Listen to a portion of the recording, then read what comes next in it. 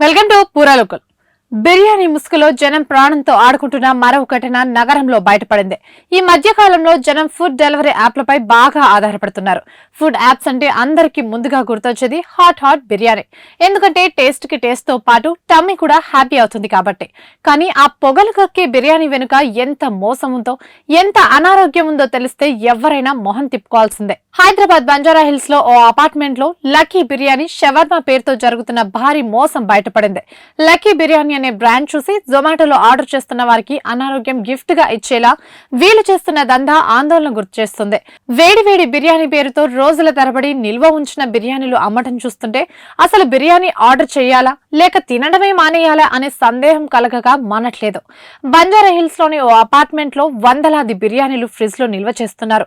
ముందుగానే ప్యాక్ చేసి వందల ప్యాకెట్లు ఫ్రిడ్జ్ లో స్టోర్ చేస్తున్నారు. ఆర్డర్ వచ్చిన వెంటనే ఓవెన్ లో వేడి చేసి అమ్ముతున్నారు. ఎక్కువ శాతం జొమాటో ద్వారా అమ్మకాలు జరుపుతున్నారు దుండగులు.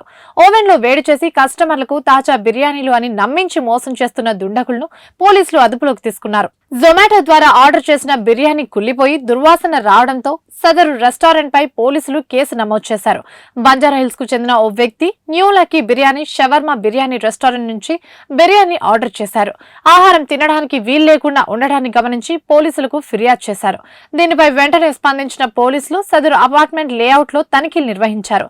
ఎలాంటి నేమ్ బోర్డు లేకుండా రెస్టారెంట్ నిర్వహించడమే కాకుండా ఆ ప్రాంతంలో సుమారు 80 పాడైపోయిన బిర్యానీ ప్యాకెట్లను గుర్తించారు.